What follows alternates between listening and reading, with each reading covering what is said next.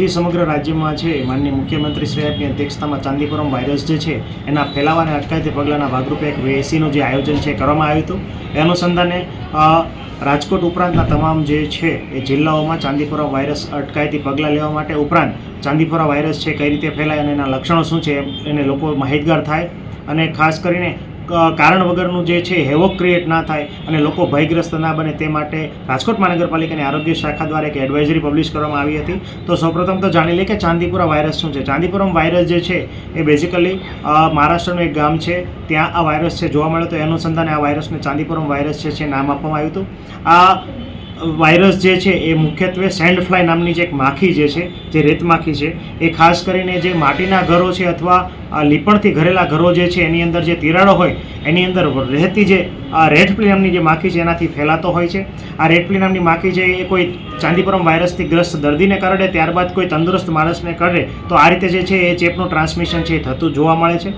તો સૌપ્રથમ તો ચાંદીપુરમ વાયરસમાં કેવા લક્ષણો જોવા મળે છે. ખાસ કરીને આ રોગ છે 0 થી 14 વર્ષના બાળકો સુધી જોવા મળે. 14 વર્ષના કોઈ પછીના કોઈ પણ બાળકો જે છે એમાં આ કેસ છે જોવા મળ્યા નથી. એટલે 14 વર્ષ પછી જે છે ઓટોમેટિકલી આ રોગ સામે ઇમ્યુનિટી જે છે આવી જતી હોય છે અથવા એમાં મૃત્યુની સંભાવના વધારે હોતી નથી. ખાસ કરીને સરકાર ચિંતિત છે કે આનું આટલો બધો પ્રભાવ જે છે એટલે કે મૃત્યુ થવાની શક્યતા જે છે એ 75% જેટલી કેસ સ્પેસિફિક ફેટાલિટી આમાં જોવા મળે છે. એના કારણે 100માંથી 75 જે છે એ કદાચ બાળકોના મૃત્યુ છે આ રોગને કારણે થઈ શકે છે. એટલી ભયાનક જે છે આની ઘાતક ક્ષમતા રહેલી હોય છે.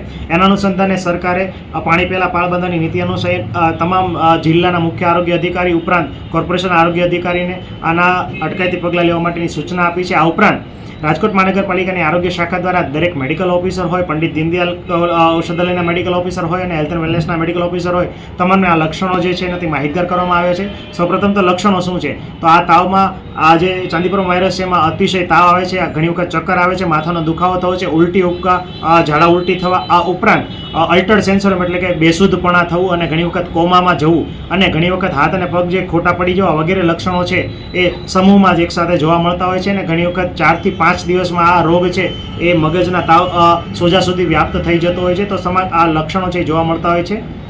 ખાસ કરીને દરેક બાળકોના પ્રાઇવેટ પીડિયાટ્રિશિયનોને અને તમામ ડૉક્ટરોને જે આ બાબતે માહિતગાર કરવામાં આવે છે અને એમને ત્યાં શંકાસ્પદ કેસ જણાય તો પીડી હોસ્પિટલના કેટી ચિલ્ડ્રન હોસ્પિટલ ખાતે દર્દીને રિફર કરવા માટેની સૂચના આપવામાં આવી છે.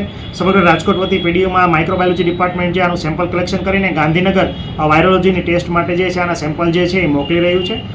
હાલ જે છે આ તમામ જે વિસ્તારો જે છે કે જ્યાં કાચા ઘરો છે ત્યાં મેલેથિયન પાવડરનો છંટકાવ કરવો અથવા આલ્ફા સાયપરમેથ્રિનનો ઇન્ટ્રારેસિડ્યુ સ્પ્રે કરવાની જે રાજ્ય સરકાર દ્વારા સૂચના આપવામાં આવી છે એ અનુસંધાને કાર્યવાહી કરવામાં આવી છે. સર, અત્યાર સુધીમાં કેટલા કેસ નોંધાયા છે અને હાલ કેટલા દર્દીઓ સારવાર હેઠળ?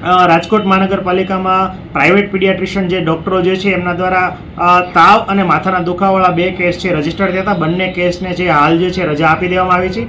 કોઈ પણ સિરિયસ જે છે એ કેસ નોંધાયેલા નથી.